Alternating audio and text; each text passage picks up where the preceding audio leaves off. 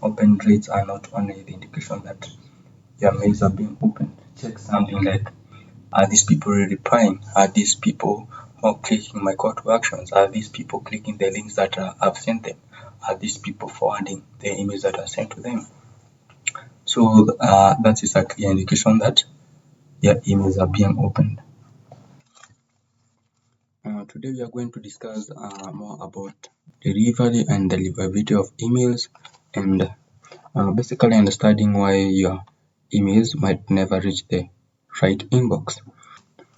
So the deliverability is whereby the rates of the emails that reach through the door and then they make it to the other side of the email. In simple terms, I'll say delivery is the rate that an email is delivered to an individual address. So as long as it's not rejected by the individual mail servers, which is gonna bounce. In today's discussion, we are going to discuss the sender reputation in plain language, what is SPF, DKIM, and DMARC actually do, and why buying and borrowing lists can quadrillion everything you have built. So, the art of deliverability and permissions, we have authentication, whereby you need to be authenticated by your email service provider so that you're able to do blast emails and also do email marketing. Remember, email marketing is whereby you are sending mails to various people at once and not basically sending one to each and every sender in the list. Remember, you can have 2,000 people in the list, 5,000 people in the list, and these will be a wreck in time for you. Now, deliverability is the likelihood that the mail sent is likely to land with the primary inbox, seen and interacted with. Remember, we are not just sending emails, we need them to run in the right inbox, not running in the spam of promotions. Basically, in the spam of promotions, some of the mails you might find that it's hard people to read them unless they go to the spam and the promotion tab, which is something that we want to avoid as we are designing our emails. So some of the things that can cause this is buying lists. Let's say you are a digital marketer and you wanted to educate people, do the inbound marketing, educate them about your products and how you can help them and how your services or your product will be helpful to their business. And through this, you might be having a friend who has an email list, and then you ask them, can you give me your list so that I can try it out? Maybe you're not in the same industry, maybe you're in the same industry, and this is something that's going to rake up your deliverability later. Each and every time you send your emails, you find that your email service providers are giving you a score based on how people are interacting with your emails, how many people are unsubscribing, how many people are reporting as spam, and each and every time this is going to enact to wreck or improve your deliverability and your ability for your mails to run in the right primary inbox. So Gmail and other email service providers usually check your references before you trust you. Or think about a landlord that vets a new tenant. They call your previous landlord before handing over the keys. By this, they look at how many emails are bounced. Bouncing of the email is there an ability for email not to reach the inbox. Maybe you typed it wrongly, you have a typo, the email doesn't exist. Maybe it's not a typo and that person and that email and right now they don't have that email. That can be another reason. How many people mark you as spam, or how many people unsubscribe, how many people open, click, reply, or forward. So the score is invisible to you, or it's not visible online, but at their database, they have it, and also they can. Your reputation if it's bad, it will follow you to the different email service providers that you are going to use, and also for the marketing purposes. So the real gatekeeper are your email service providers. It's Gmail, Outlook, These people, if they know they have a bad reputation about you, they are going to rate you up. If they have a good reputation about you, they are going to skyrocket you and when it comes to email marketing. So there are various people who do authentication. We have the SPF, the 3 check that you need to vote you. You set them once, and then once you set them up, they are able to give you the scores. You have the SPF, a list of servers are allowed to set emails on your domain's behalf.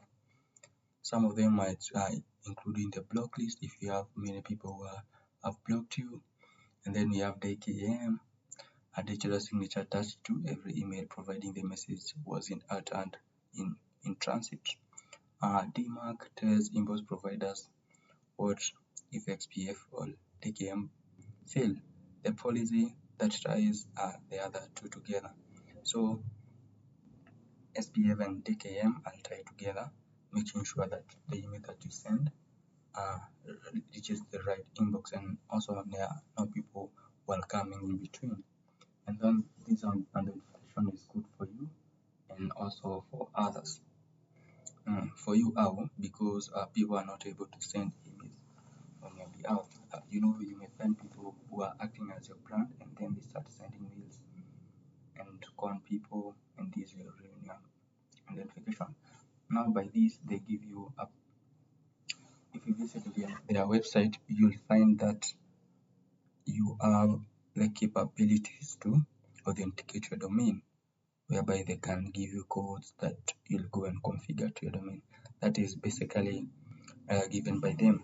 All those procedures that you need to have, it's given by them. And then you have another one that is not listed. It's called PIMI, which basically attaches your logo to the mails that you send. They guide you on how to set it up on your domain.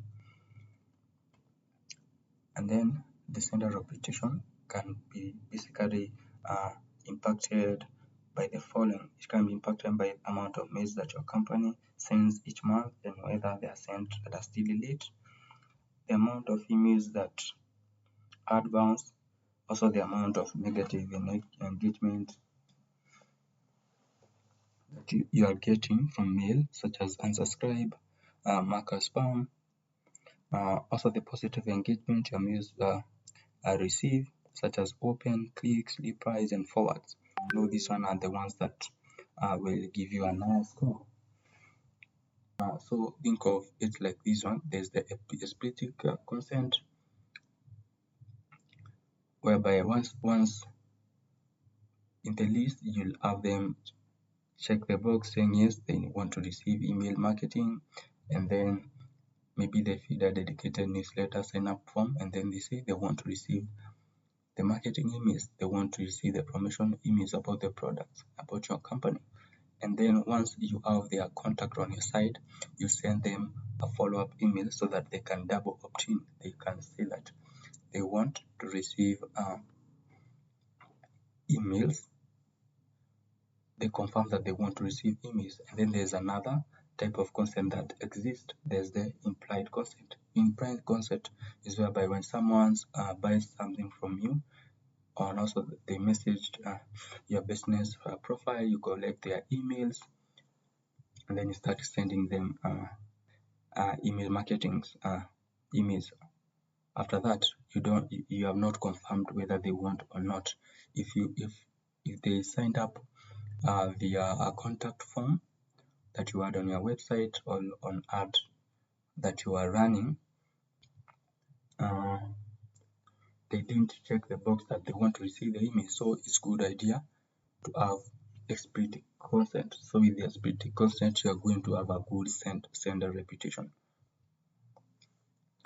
So in relation to that, we have single opt-in versus double opt-in. Single opt-in is whereby once they submit the form and they are on the list immediately, you start sending them emails. You haven't confirmed. And then with this one, you can have a faster growth rate. You can have a list with typos, fake addresses, and people forgot they signed up. So if someone gives you their email, you didn't confirm they're the one you didn't send them a confirmation email to, so that they can consent that they want to receive the email in the future. So with this one you can have a bad reputation, because some of them can be typos, which will give you advances, typos and fake addresses, and then others will not interact with your mails. This is what is ruining your sender reputation. And then we have the double opt-in. For the double opt-in is when someone submits the form, or someone does a purchase in your website, and then they have ticked something like I want to receive the emails. In other cases, you might find that the website, you might find that the box that says that I want to receive email marketing product promotions from this organization in the future, it's basically ticked in by default. So someone might forget to uncheck it, or it comes out as if they consented because that box was ticked. So remember that.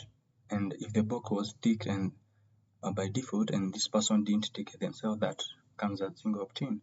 So the double opt-in is beside people submitting their mails, giving in their mails, maybe it's a form of business card. You are going to send them a confirmation link. Let's say you have compiled all of them as a list that you are going to send emails to. So before you start sending the blast, you can send them a confirmation link so that they can say, although I bought, I want to receive some promotional tips, product updates, and they subscribe. So that opt-in is basically confirming. They submit a form, you send them a confirmation link so that they can fully subscribe. So double opt-in are the best scenarios to use, because these people are going to be active. These people know that they subscribed, and then also buying, sending them promotion links. The offers that match them will become a greater deals because they have already engaged and they are real. And also you won't have to deal with typos and fake addresses, because the typos will basically bounce and they are not going to make it to the main list. So a shortcut list is the fastest way to rename your domain that you have built. So a shortcut list is like learning the list. It's like just when someone you give you their business email, you just include them in your list. People that in your past companies, people who had contract with you, people that you have worked with in their business, people that bought something from you, you include them in the list automatically without having them to have double opt-in and explicit consent. So these things will ruin your sender reputation. If you sub the contact list, or if you bought a contact list from someone else, this is basically going to ruin your reputation. And also, you are not adhering to the data regulations and data protection act, which is having a consent.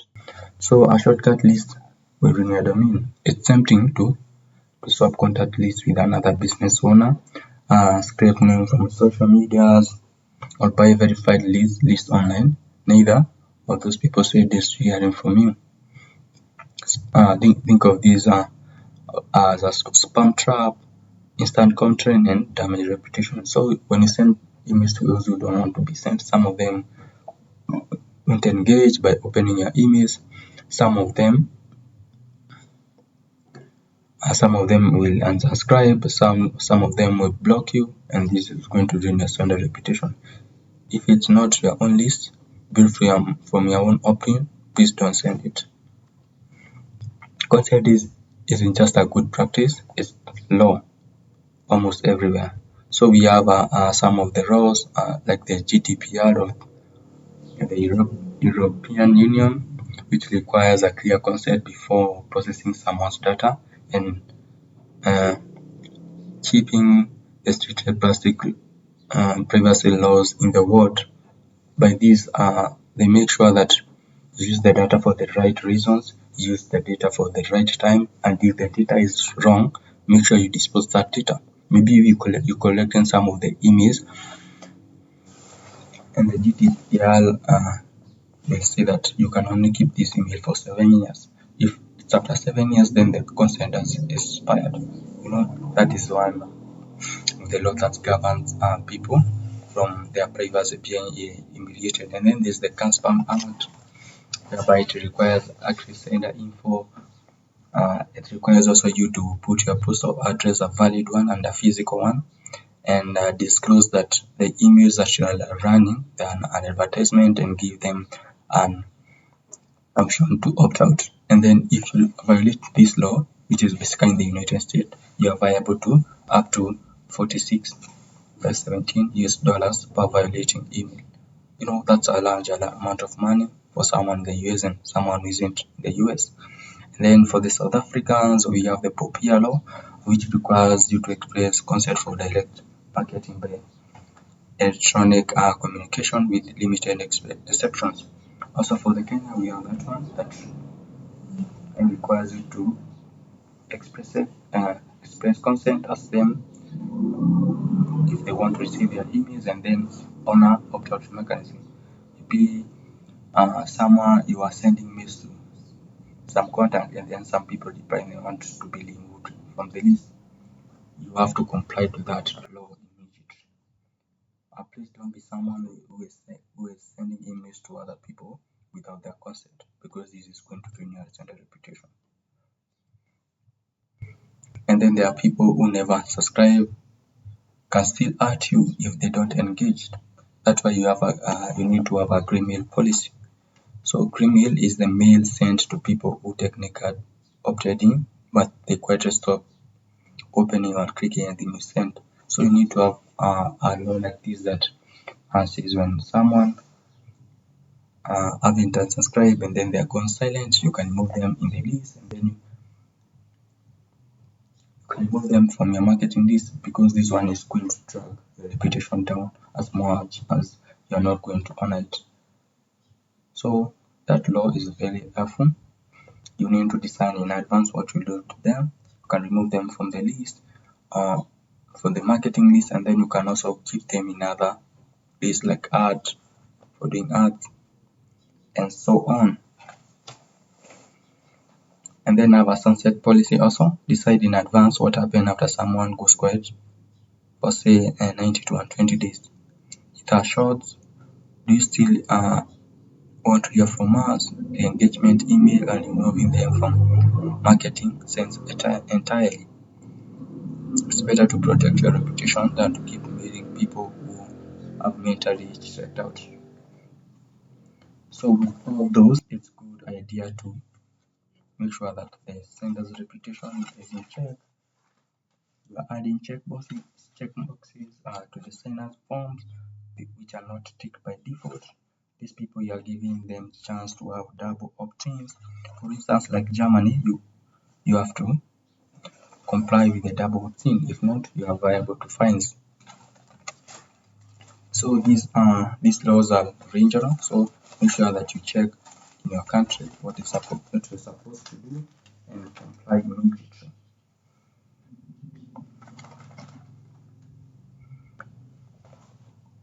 So you can have better crafted emails, which are good call to actions, the emails that you have the perfect offers, but if you are violating these laws, you are going basically to have a bad reputation. You are going to have bad successes in the emails that you are going to send later from that one in the next campaigns.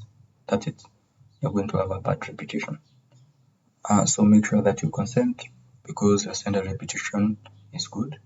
You keep it well each and every time. Make sure that you're not violating the lights. Open rates are not only the indication that your mails are being opened. Check something like, are these people replying? Are these people clicking my call to actions? Are these people clicking the links that I've sent them? Are these people forwarding the emails that I sent to them?